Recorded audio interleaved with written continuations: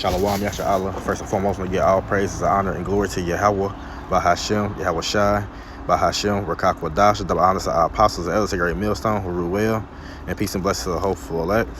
This is your brother Tazakah Yahado from the Great Millstone Champagne Camp, and coming at you another lesson through the spirit and the power of Yahweh, Bahashem, Yahweh Shai. And Lord willing to be edifying. Ultimately, just a continuous, from 2 Ezra 15, yesterday. Just got on my spirit, and we just gonna get right into it. So, verse 14 is, woe to the 2 Ezra chapter 15, verse 14. Woe to the world and them that dwell therein, right?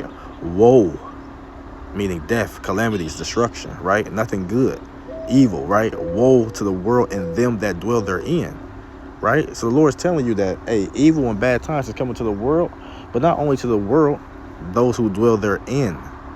So it ain't just the tornadoes are getting bad, the hurricanes, the land and the earth is being destroyed. No, the people that dwell therein, them people too, right? And the main reason why I want to say them people too, because it's a special shout out, special, for Esau, right? Because all you devils do, like I said, because all you people ever do, and especially you jakes who want to plead their cause and, hold their hands and, so to speak, do this and that. Man, look, these people have never had your best interest at heart. They do all they can to trip you up. All they want to do is to cause your ass to fall. No matter what level they are, whether they're high, low, whatever the case may be, they want you to fall. It's especially to them. Like I said, so woe to the world and them that dwell therein, right?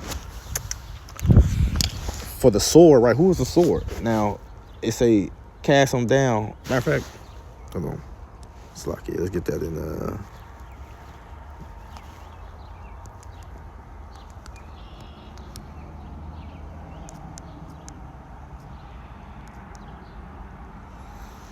This is Psalm chapter 17, verse 13. Arise, O Yahweh Bashem El Shai, disappoint him, cast him down, deliver my soul from the wicked. That's the him who was talking about, which is thy sword. And we know in times past, other people are considered wicked and they pursue the righteous, but the wicked is talking about who? Esau, Edom. So the Esau, Edom, so-called white man, is a Lord's sword, right? So when they say for the sword and their destruction, draweth nigh, because we know the sword. Why would the actual sword give it down if their destruction draweth nigh? Because they use to destroy, to cut, to harm, whatever the case may be. No, it's the sword, the actual people who are symbolized as a sword. Their destruction draweth nigh. You Edomites, you so-called white folks. It says, and one people shall stand up and fight against another, and swords in their hands. This is where you get your race wars, your social wars, societal wars, whatever the case may be.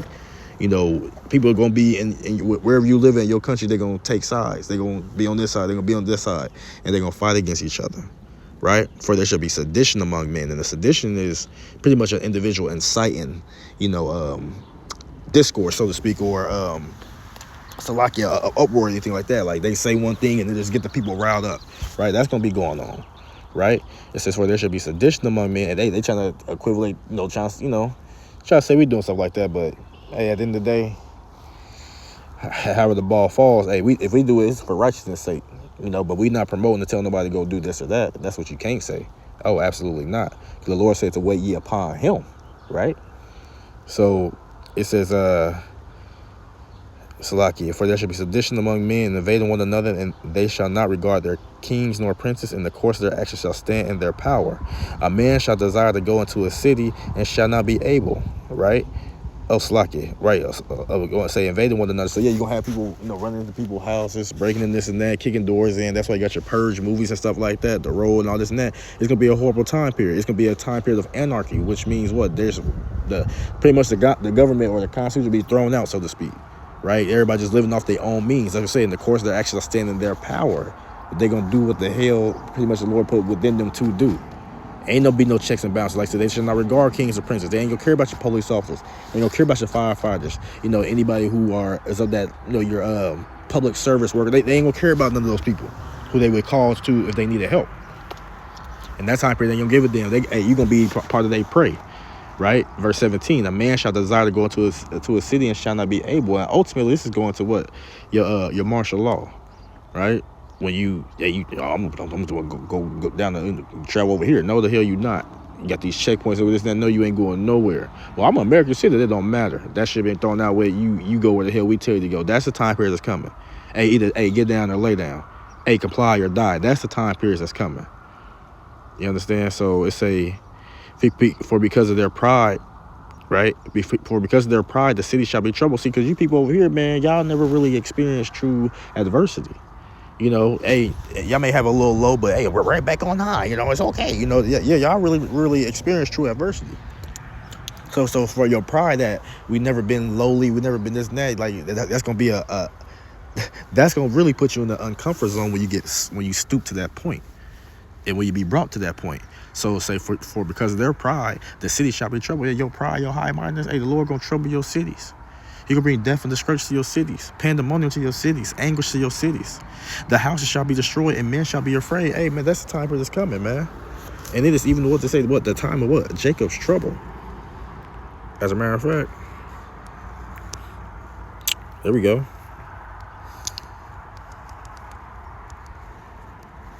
And the nigga say, hey, ain't no Jacob's trouble. Yeah, whatever. What does this say? You know, that's why everybody who say, hey, Lord, hey, they ain't gonna be delivered in that day. This is Jeremiah chapter 30, verse 7. It says, alas, for that day is great, so that none is like it. It is even the time of what? Jacob's trouble, but he shall be saved out of it. So there's gonna be a time period that's come upon earth that's gonna be so horrible, that's so bad, right? That it is not comparable to any other time period that's like it, right? The flood and wars and slavery and Mount Vesuvius, you name it, horrible time periods, right? It will not equivalent to this time period that the Lord has prepped to happen upon here, which is right around the corner. It ain't 100 years from now, 200 years from now. It's really days from now through the Spirit, you know? So yeah, that troubling of these cities is gonna come. You know, the people being afraid, hey, that's gonna come in a great way. It says, a man shall have no pity upon his neighbor, but shall destroy their houses with the sword and spoil their goods because of the lack of bread and for a great tribulation, like, yeah, famine, right? Pretty much it's going to be what a dog-eat-dog world, literally in that time period, where it's going to be either you or me, right? We can't go to the supermarket and get, 2 for $3 and this and that. No, it's over with. It's ration. It's going to be to the point where rationing, ain't no more rationing. Now it's the barter system. Now it's this, or really I'm going to take it from you. Ultimately, what it's going to boil down to is they're going to let that happen for a little minute, and then they're going to act as savers and present what? The MOTB, and all you niggas is going to get it and ultimately be waiting for your judgment. All for what? The lack of bread, because you're going to be hungry. It's going to be a great tribulation, what? To try you. So the time period come where your buddies, your homies and that, man, they not going to have no pity on you. They going to want to do whatever they can to do what? Fill their belly. And that will be what? Destroying you and your household. That time period is coming. Verse 20.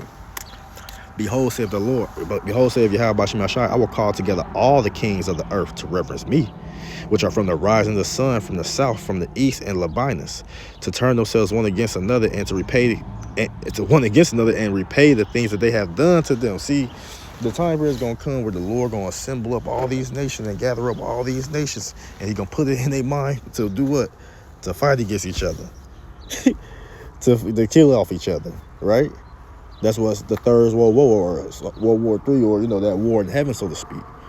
See, the Lord, like say He got like you said, when He say He got the palm in His hand and He govern everything, like no, He really do. See, y'all think that men have their own power and they can, outwill the Lord. No, man, everything that's happening is allowed to happen. Point blank, period. So yes, at the end all be all, yes, the Lord, all these nations and all their armies and this and that supposed to, head into the Third World War. The thing is, that's when Yahweh gonna make His appearance during that war. So definitely keep your eyes over there in the Middle East, because that's where ultimately it's gonna pop off in the Valley of Jehoshaphat, roughly paraphrasing. So yeah, the time period gonna come where y'all gonna all pay for all the shit that y'all have done. Verse 21, like as they do yet this day, right? Even to this day, even to yet this day unto my chosen, so will I do also, and recompense in their bosoms. Thus saith Yahweh Bashem Yashai power. It says, my right hand shall not spare the sins. And who's the hand of the Lord? Who's the right hand of the Lord? Yahweh Shai HaMashiach, right? So again, like He said, like as they do to my chosen, so I will also do to them. That's why He said double. He gonna render double unto those people that they had done unto us. Double for Esau, Edom, no, double for all you heathens, for real. The Lord said He gonna pay you back. It say, my right hand shall not spare, right? Gonna send your hand shall not spare the sinners, and my sword shall not cease over them that shed innocent blood upon the earth. Yeah, it's only, hey, like I said, when he come back with that anger and that fury, man, yeah, like I said, the Lord, hey, he not gonna cease. He gonna, hey, new high score, depth score. Verse 23, it says, the fire is gone forth from his wrath, and has consumed the foundation of the earth, and the sinners like the straw that is kindled. Woe to them that sin and keep not my commandments. Oh, Salakia, the fire is going forth. So, hey, that's gonna go to the fire is going forth from his wrath, and have consumed the foundation of the earth, and the sinners like the straw that is kindled. So, yeah, that fire is what that thermonuclear warheads, right? That destroying wind that Jeremiah 51 speaks about. You know, nukes, if you will, the concentrated laser beams. That's what's going to consume the foundation of the earth. It say, woe unto them that sin. What's sin? Transgression of the laws. Goofy. So yeah, anybody who transgresses the laws you have, Bashim Yashai, ultimately to us first, Israelites first, because the laws given unto us. Hey, you transgress, that's a sin. And saying, what? And keep not my commandments. What the law was done away with. What the Lord say, keep not my commandments. Woe unto them. I mean, what, you gonna be put to death, said the Lord. They say, I will not spare them. Go your way, ye children, from the power. Defile not my sanctuary, for the Lord knoweth all them that sin against him, and therefore deliver he them unto death and destruction. Right? And they say, for now all the plagues have come upon the whole earth, and ye shall remain in them, for Yahweh Bashim Yashai shall not deliver you, because ye have sinned against him.